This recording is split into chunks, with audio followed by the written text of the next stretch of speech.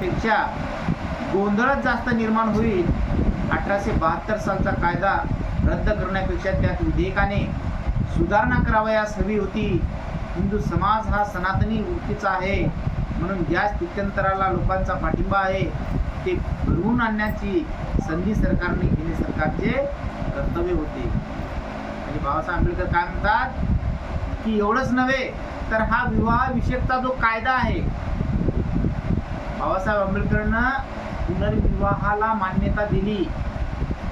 नाहीतर पहिले काय होती भारतामध्ये, सतीची चाल होती. जर एखाद्या स्त्रीचा पती वारला की त्या स्मशानासोबत त्या प्रेतासोबत या स्त्रीला खाऊ पिऊ घालणे, तिचा आंघोळ स्नान करणे, तिचा साज नटून तयार करणे आणि त्या प्रेताबरोबर तिला सुद्धा त्या स्मशानात जबरदस्तीने जाळणे.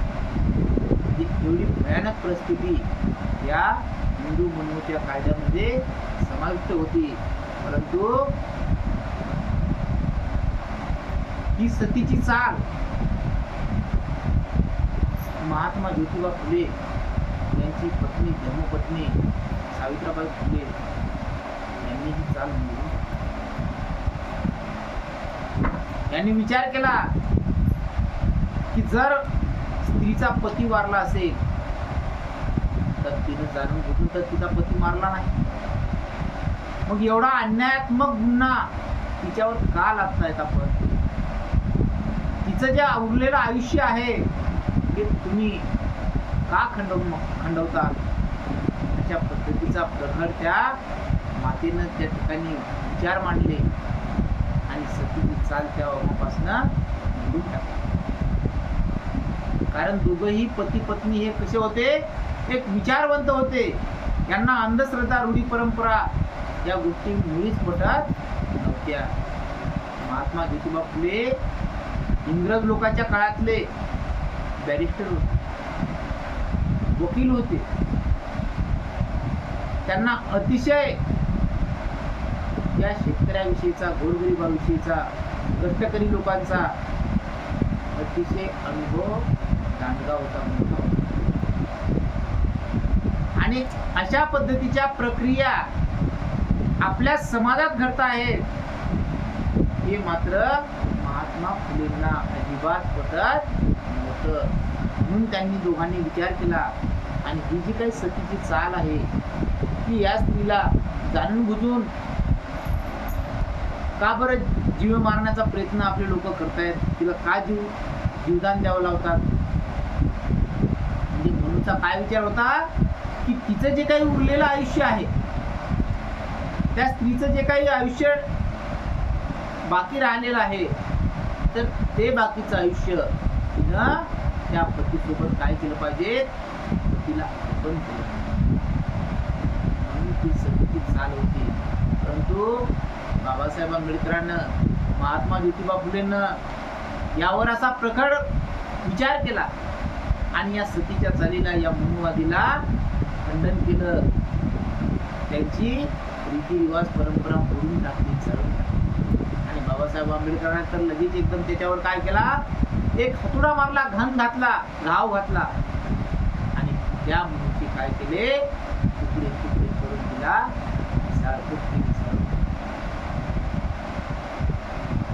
म्हणजे की हे जे काही स्त्रियावरचे अन्याय अत्याचार होते, हे सर्व स्त्रियावरचे अन्याय अत्याचार या भारतीय संविधानानं अजिबात समूळ नष्ट केले.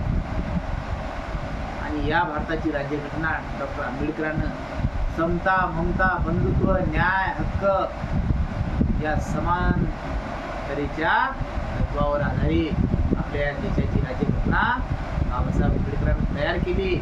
आणि त्या राज्यघटनेमध्ये सर्वांचे मूलभूत अधिकार वर्तवले. बुद्ध भगवान की जय, भीम भगवान की जय, महात्मा ज्योतिबा फुले की जय.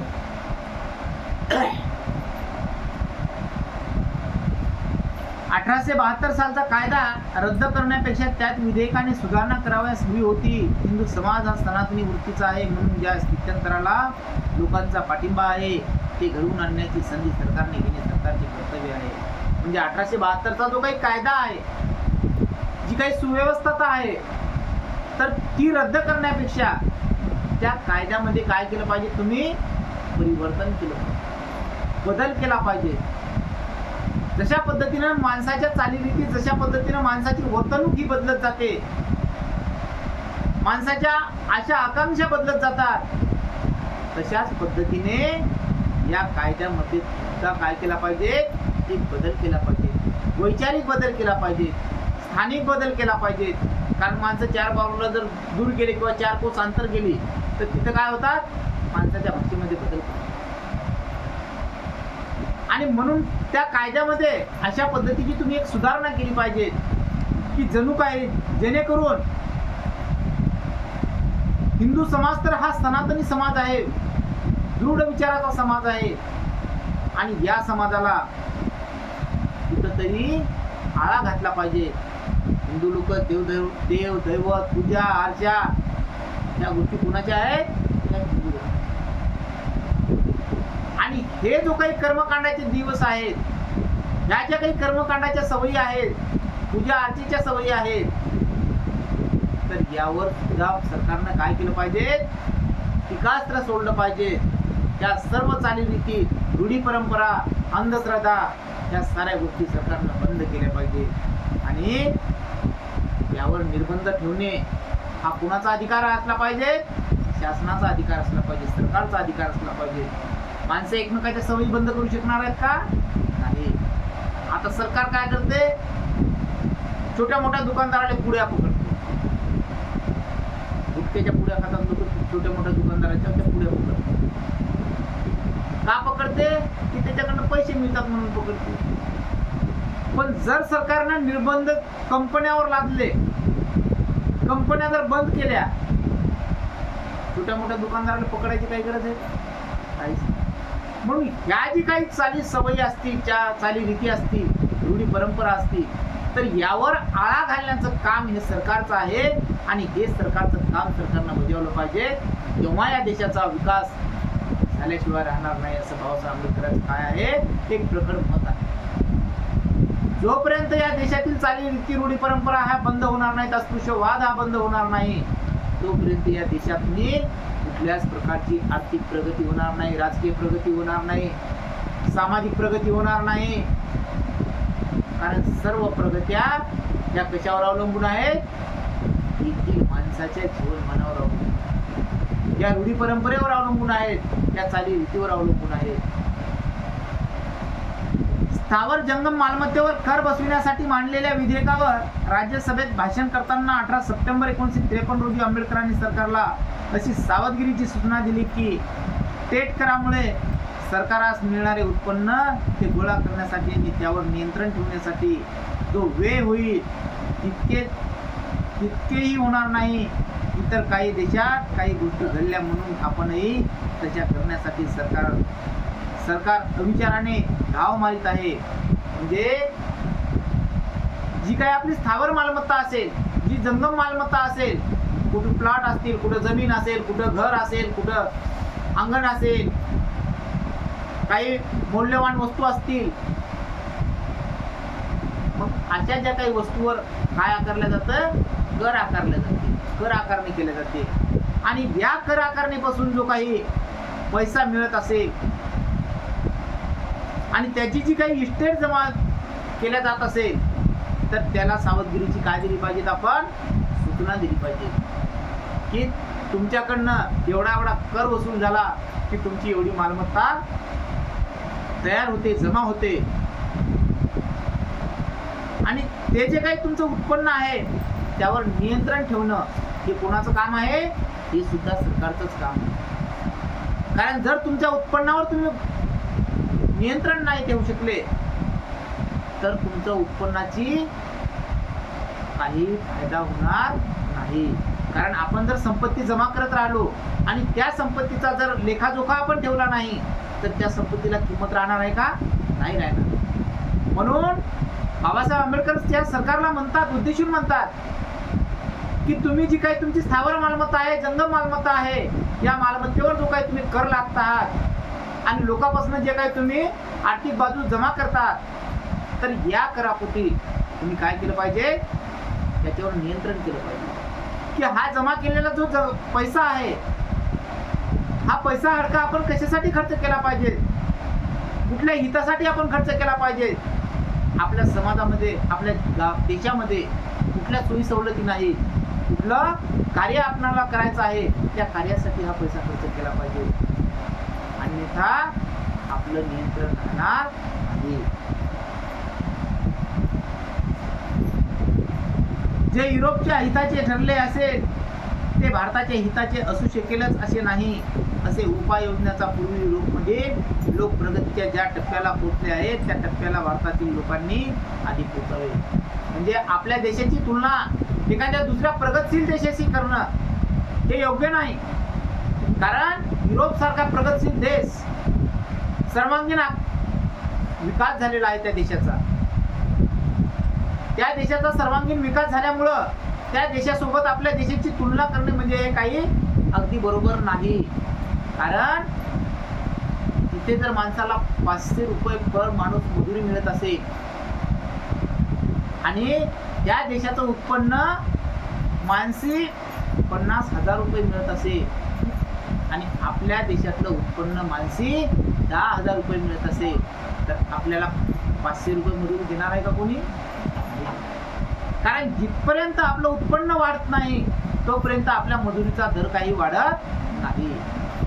कारण जोपर्यंत आपल्या म्हणजे तेथील ज्या कराची वसुली आहे, ती कराची वसुली जास्त प्रमाणात असल्यामुळे तो देश प्रगतशील आहे. त्या देशामध्ये अनेक प्रकारचे फॅक्टरी आहेत, कंपन्या आहेत, अनेक प्रकारचे धंदे आहेत, उद्योगधंदे आहेत आणि आपल्या देशामध्ये मात्र कुठल्याच प्रकारचे उद्योगधंदे नाहीत, कुठल्याच प्रकारच्या सोयी सवलती नाही. म्हणून प्रगतशील देशासोबत आपल्या देशाची तुलना करणे म्हणजे हे काही अगदी बरोबर नाही. कारण सर्वप्रथम आपण काय केलं पाहिजे, आपल्या देशाचा उच्चाटन कुठे पोहोचला पाहिजे, त्या देशाची केव्हा तुलना आपण केली पाहिजे की त्या देशाच्या बरोबरीने जेव्हा आपला देश वाटचाल करेल,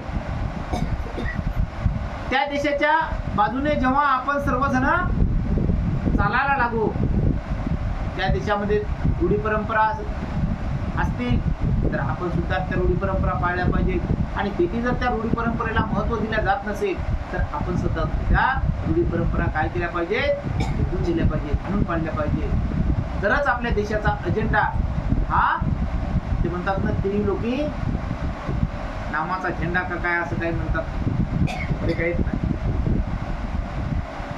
म्हणून अशा पद्धतीचा अजेंडा जेव्हा प्रगतशील देशाशी आपण तुलना करतो तेव्हा त्या देशाच्या कार्याबरोबर आपण सुद्धा पोहोचण्याचा प्रयत्न केला पाहिजे, पोहोचलं पाहिजे.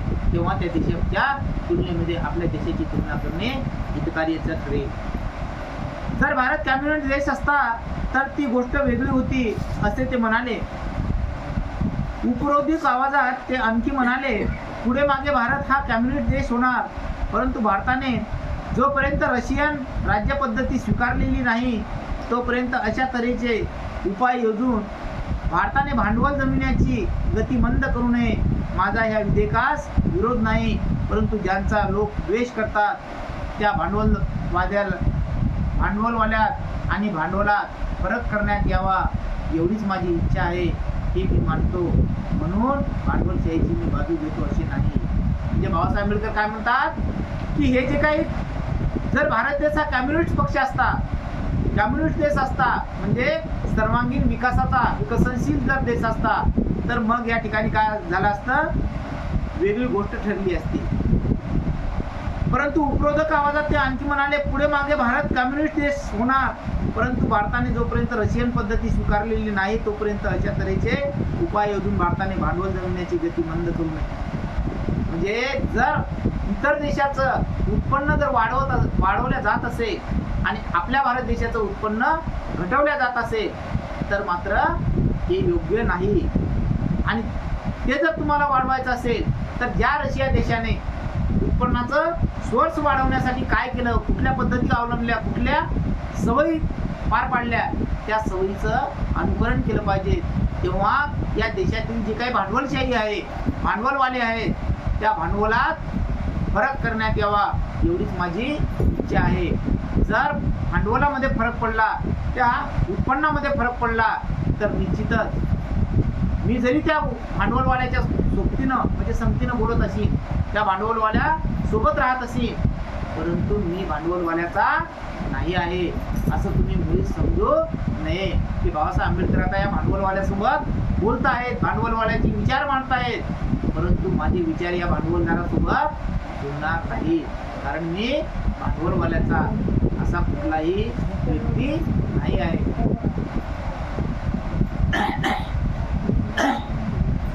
मराठवाड्यात भूमिहीन दलित वर्गाने दलित फेडरेशनच्या विद्यमाने भूमीसाठी सत्याग्रह सुरू केला होता. आंबेडकरांनी तो सत्याग्रह मागे घेतला.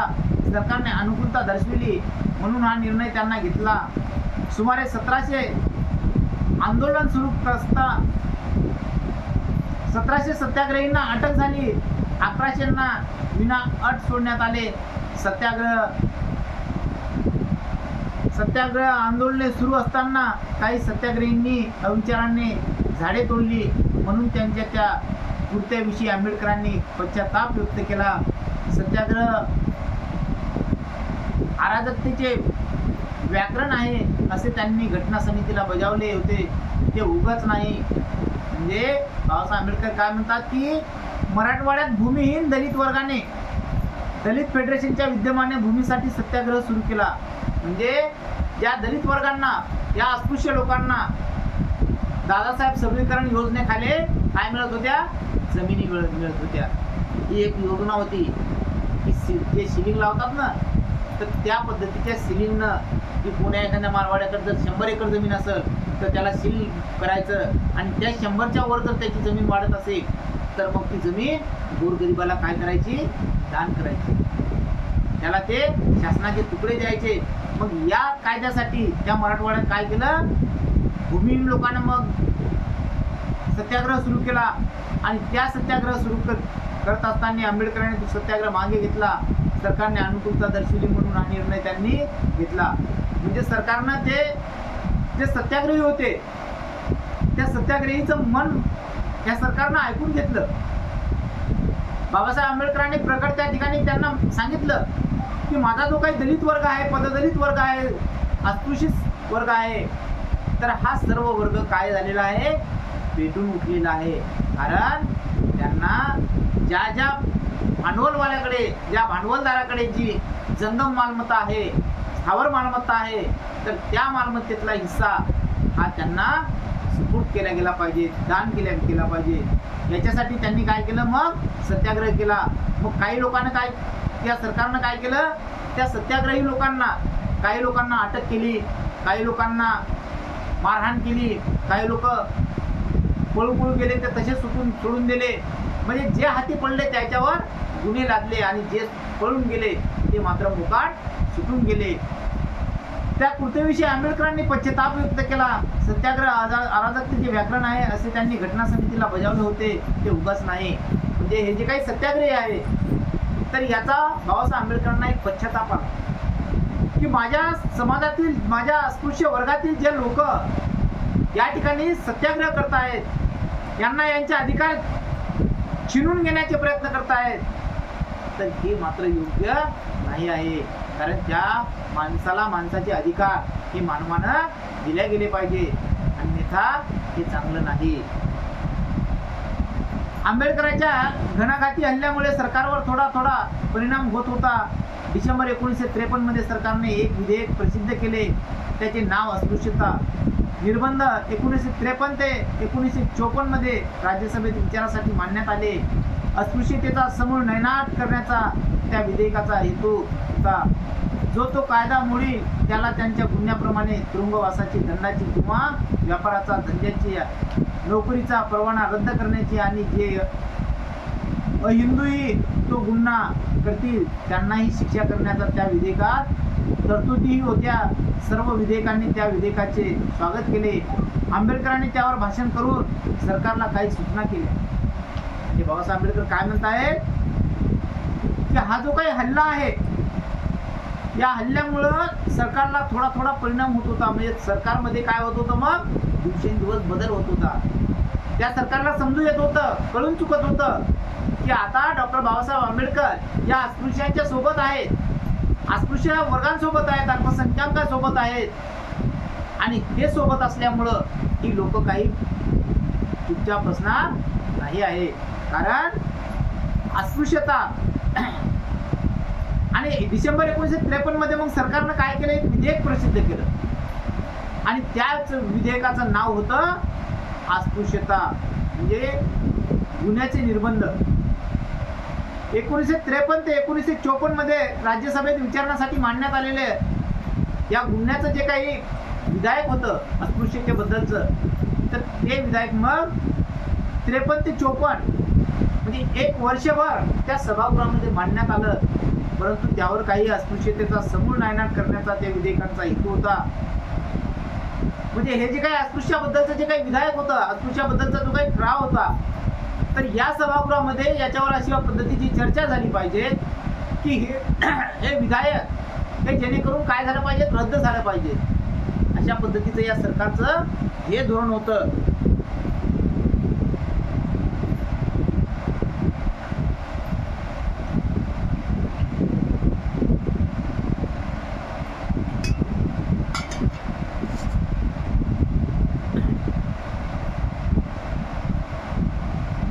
आणि जो तो कायदा मोडील त्याला त्यांच्या गुन्ह्याप्रमाणे तुरुंगवासाची, दंडाची किंवा व्यापाराच्या धंद्याचा, नोकरीचा परवाना रद्द करण्याची आणि जे अहिंदूही तो गुन्हा करतील त्यांनाही शिक्षा करण्याचा त्या विधेयकात तरतुदी होत्या. सर्व लोकांनी त्या विधेयकाचे स्वागत केले. आंबेडकरांनीही त्यावर भाषण करून सरकारला काही सूचना केल्या. म्हणजे बाबासाहेब आंबेडकरांना त्याच्यावर सूचना केल्या आणि या विधेयकाचं साऱ्या लोकांना काय केलं, स्वागत केलं. कारण साऱ्या लोकांना काय वाटलं की आता हे जर विधेयक मंजूर झालं तर निश्चितच आपल्यावरची पीडा गेल्यासारखंच होईल. कारण याच्यामध्ये अस्पृश्याला जे काही गुन्हे लादल्या जातील,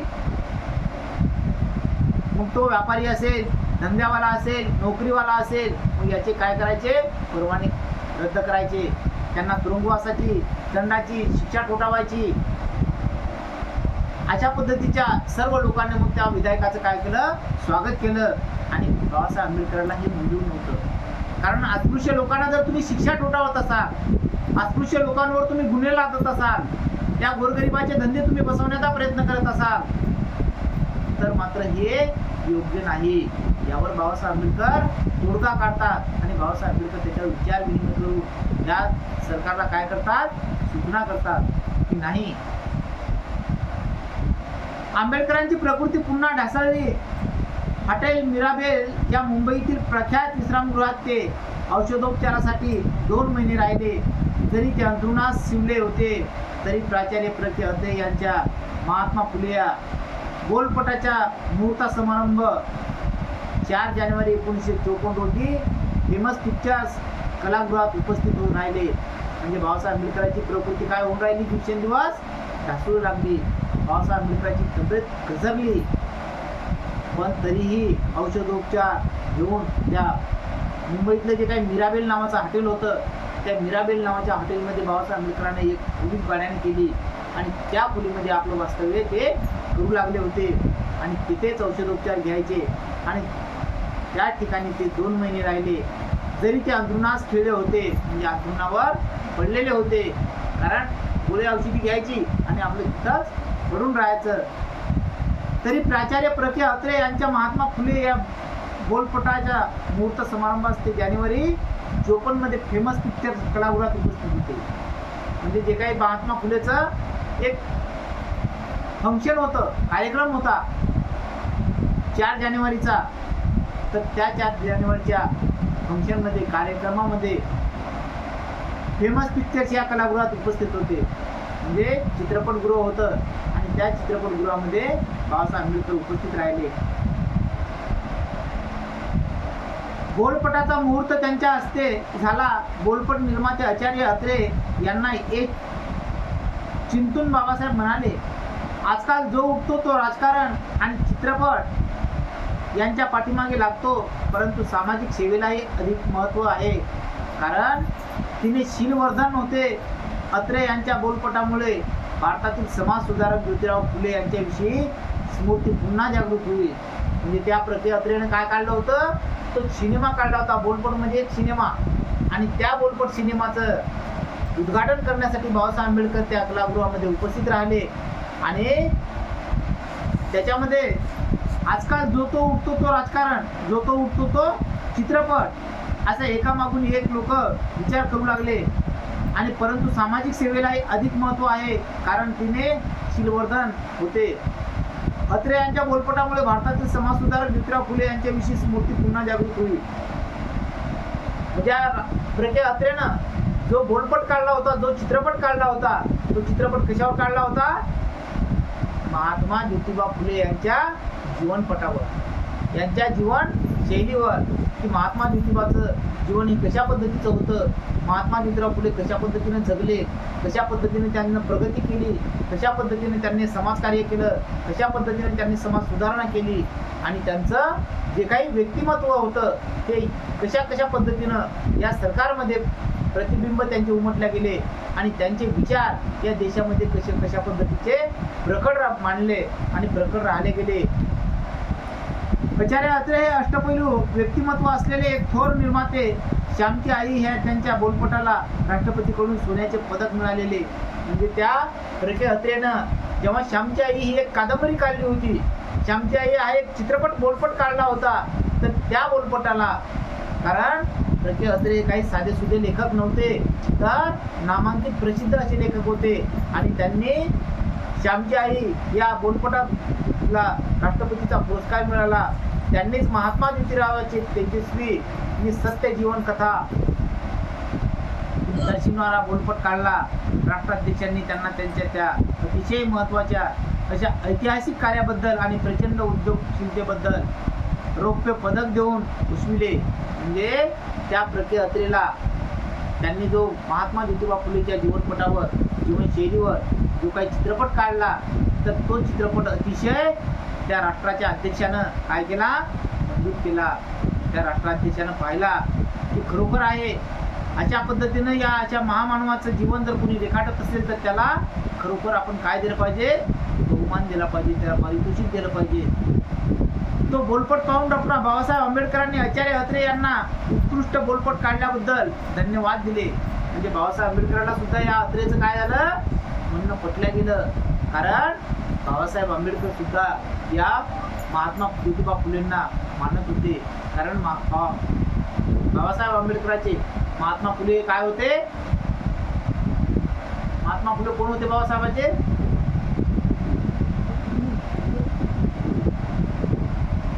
कारण बाबासाहेब आंबेडकरांनी महात्मा फुलेला पाहिलं होतं का? नाही. परंतु बाबासाहेब आंबेडकरांना 3 लोक गुरु मानले, बुद्ध, कबीर आणि फुले. बुद्धाचा 2000 वर्षापूर्वीचा कालखंड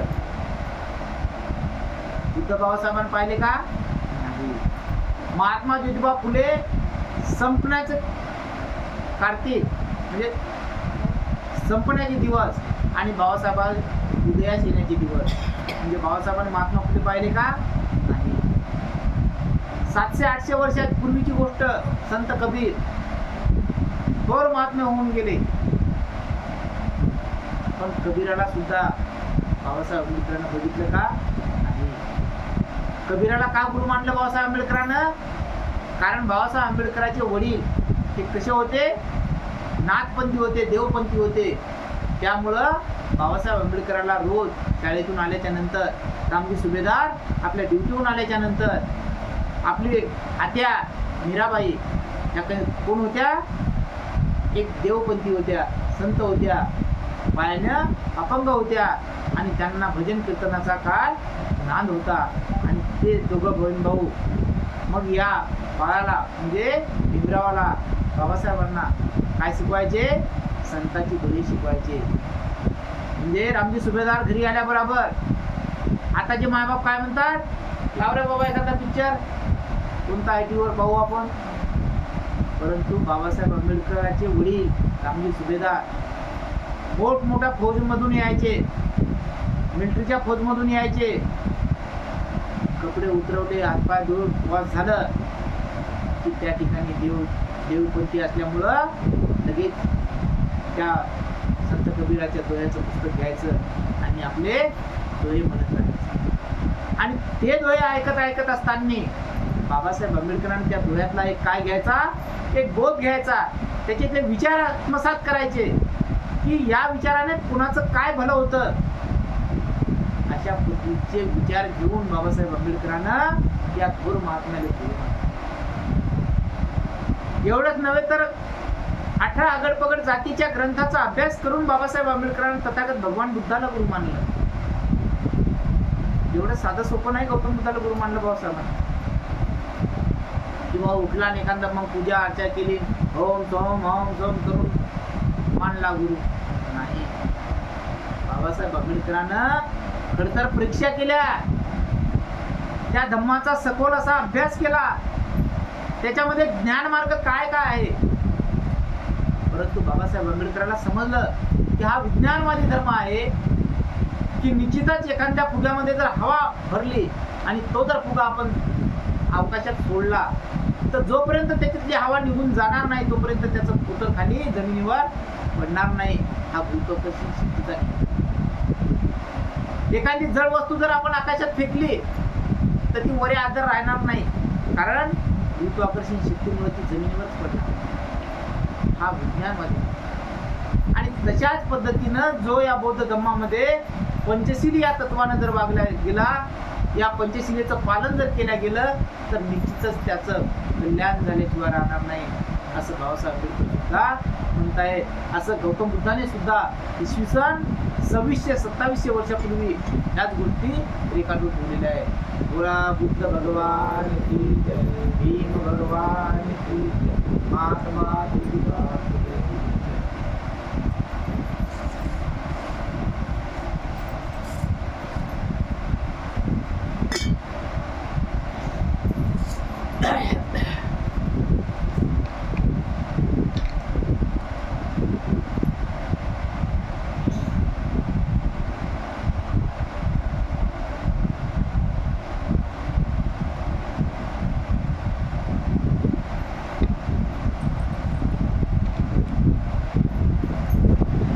मग जो या प्रख्यात्रेनं जो या महात्मा ज्योतिबा फुलेच्या जीवनावर जो काही चित्रपट काढला, बोलपट काढला, तर त्या बोलपटाचं बाबासाहेब आंबेडकरांनी काय केलं, कौतुक केलं, स्वागत केलं, धन्यवाद दिले. विषयाची मांडणी आणि देखावे या दृष्टीने पाहता तो उत्कृष्ट आहे असा अभिप्राय सुद्धा आपल्या 20 जानेवारी 1955च्या पत्रात आंबेडकरांनी व्यक्त केला. म्हणजे बाबासाहेब आंबेडकरांना त्या प्रख्यात्रेला पत्र लिहिलं आणि त्या पत्रामध्ये सांगितलं की खरोखर आहे तुम्ही जो काही त्यामध्ये विषय नमूद केलेला आहे, जे काही महात्मा फुलेबद्दल जे स्पष्टीकरण तुम्ही त्याच्यामध्ये रेखाटलं आहे तर ते अतिउत्तम आहे. खरोखर अशाच पद्धतीने महात्मा फुलेंचं जीवन व्यतीत झालेलं आहे, अशाच पद्धतीचं जीवन महात्मा फुलेंनी त्या ठिकाणी घडलेलं आहे. आणि हे तुम्ही या चित्रपटामध्ये हुबेहूब जणू काही महात्मा फुले रेखाटले आहे. 1953च्या डिसेंबर महिन्याच्या शेवटी आंबेडकरांनी अखिल भारतीय साई भक्त मेळाव्याचे परळ येथील सेंट झेवियर महाविद्यालयाच्या क्रीडांगणावर उद्घाटन केले. आपल्या भाषणात ते म्हणाले, आज आपल्या सर्व लोकांच्या धर्मात देवही नाही मी नीतीही नाही, मनुष्याच्या मनाची ही अवनत दशा आहे, याविषयी मला संशय नाही. धर्मास पुन्हा शुद्ध आणि उदात्त स्थिती प्राप्त करून देणे हे भावी पिढ्याचे काम आहे.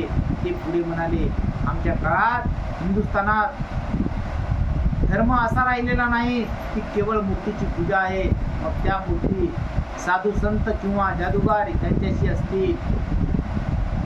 म्हणजे बाबासाहेब आंबेडकर काय म्हणतात, 1953च्या डिसेंबर महिन्याच्या शेवटी आंबेडकरांनी एक भारतीय साई भक्त मेळावा घेतला आणि त्या साई भक्त मेळाव्यामध्ये सेंट झेवियर महाविद्यालयाच्या क्रीडांगणाच्या उद्घाटनाला बाबासाहेब आंबेडकर गेले होते.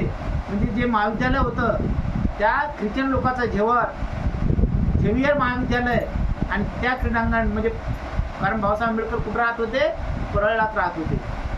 आणि परळला राहत असताना मग बाबासाहेब आंबेडकरला त्या महाविद्यालयाच्या उद्घाटन प्रसंगी प्रमुख पाहुणे म्हणून उद्घाटनासाठी बोलावलं, निमंत्रित करण्यात आलं. बाबासाहेब आंबेडकर गेले आणि तिथे त्यांनी भाषण केलं आणि त्या भाषणात सांगतात की लोकांच्या धर्मात देवही नाही आणि नीतीही नाही. म्हणजे आज जो काही समाज जीवन जगतो आहे, तर या हिंदुस्थानातल्या लोकांमध्ये देव तर नाहीच नाही, पण त्यांची नीती सुद्धा जाग्यावर नाही. का नीती जाग्यावर नाही? कारण त्यांच्या मनात अंधश्रद्धा ही घर करून बसलेली आहे, जातीभेद घर करून बसलेला आहे, रूढी परंपरा ही घर करून बसलेली आहे. कारण हे लोक कशाला देव मानणारे आहेत? दगड धुंद्याला देव मानणारे आहेत. हे मानवामध्ये देव पाहणारे लोक आहेत. म्हणून या लोकांनी बाबासाहेब आंबेडकर यांना उद्देशून म्हणतात की या धर्मात देवही नाही, नीतीही नाही, मनुष्याच्या मनाची ही अवदशा आहे. म्हणजे माणसाच्या जीवनामध्ये एक काही अवदशा आहे. कारण जो या पंचशिलेच्या तत्वानं वागत नसेल तर ते काय आहे? मग अवदशेचं जीवन आहे. याविषयी मला संशय नाही. धर्मास पुन्हा शुद्ध आणि उदात्त स्थिती प्राप्त करून देणे हे भावी पिढ्याचे काम आहे, ते पुढे म्हणाले. म्हणजे धर्माला शुद्ध करणं आणि धर्माला चालीरीतीवर लावणं हे कोणाचं काम आहे? ते मानवी जीवनाचं काम आहे, मानवाचं काम आहे. कारण मानवानं जर कुठल्या सवयी सोडून दिल्या तर निश्चितच त्याचं चांगलं उदात्तीकरण झाल्याशिवाय राहणार नाही. जर माणसानं खरोखरच या रूढी परंपरेचं पालन पोषण करत गेले, त्याच परंपरेनं वागत गेले, राहत गेले, तर त्यांच्यामध्ये कुठलाच बदल होणार नाही, कुठलंच प्रतिक्रिया व्यक्त होणार नाही, त्यांचं परिवर्तन सुद्धा कोणत्या पद्धतीनं होणार नाही. कारण त्याचा जर तुम्हाला बदल करायचा असेल तर निश्चितच तुम्हाला काय करावं लागेल? उदात्त स्थितीने वागावं लागेल. ते पुढे म्हणाले, आमच्या काळात हिंदुस्थानात धर्म असा राहिलेला नाही की केवळ मूर्तीची पूजा आहे, मग त्या मूर्ती साधू संत किंवा जादूगार यांच्याही असते. मग या हिंदू धर्मामध्ये देवदेवताच्या पूजा करणे किंवा धर्माची पूजा करणे, साधू संतांची पूजा करणे, जादूगाराची पूजा करणे हेच या धर्माचं काय आहे? कर्मकांड आहे.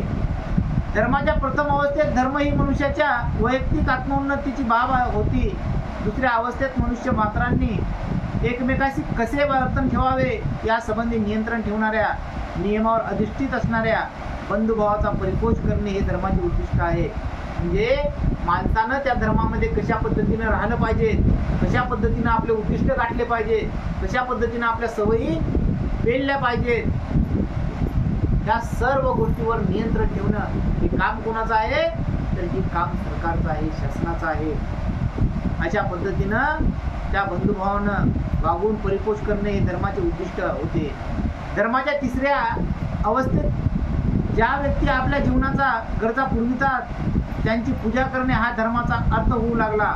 म्हणजे या हिंदू धर्मामध्ये जे लोक आपल्या अडीअडचणी भागवत असतील, आपल्या सवयीला उत्थान देत असतील, आपले कुठले कामं भागवत असतील, तर मग ही लोक काय करायची? त्यांना देव मानायचे. कारण कुणी जर आपल्या संकटात कामी पडलं त्याला आपण काय समजतो की नाही बाबा उदार अंतकरणाचा माणूस. मग तशा पद्धतीने ही लोक काय करायची?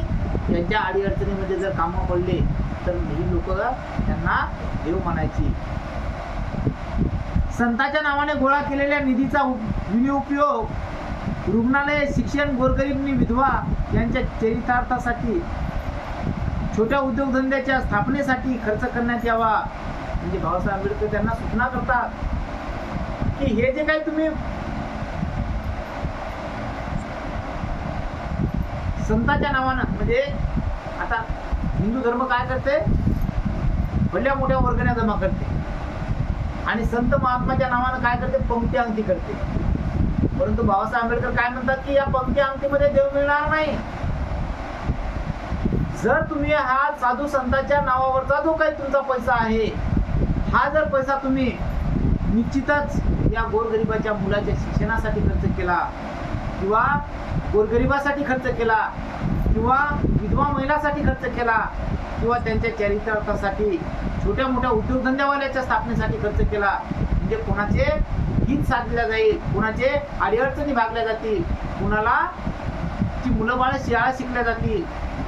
एखाद्या वसतिगृहाला जर तुम्ही पैसा दिला तर निश्चितच तिथली मुलं तुमच्या पैसा वाचून भुके राहणार नाही, त्यांना अन्न पाणी खायला मिळेल. म्हणजे अशा पद्धतीचा जर पैसा तुम्ही खर्च केला गेला तर निश्चितच तुमचं चांगलं होईल. म्हणजे अशा समारंभात मी बाबासाहेब आंबेडकरांना या गोष्टी कोणाला सांगितल्या आहेत. देखील त्या महाविद्यालयामध्ये जी लोक या अंधश्रद्धेला पाळणारी जी मनुवादी लोक होती, त्या मनुवादी लोकांना ह्या गोष्टी बाबासाहेब आंबेडकरांना सांगल्या आहेत. मार्च 1954च्या मध्यावर राज्यसभेच्या अधिवेशनासाठी आंबेडकर दिल्लीत गेले. तेथून ते एप्रिलच्या शेवटच्या आठवड्यात भंडारा विभागातून होणाऱ्या लोकसभेची पोटनिवडणूक लढविण्यासाठी नागपूरला गेले. निवडणूक प्रचाराच्या मोहिमेतील एका भाषणात ते म्हणाले, राष्ट्र विनाशाच्या गतीकडे जात आहे. लोकसभेत विरोधी पक्षात राहून दुसरी बाजू मांडून लोकांना मार्गदर्शन करावे म्हणून मी निवडणूक लढवित आहे.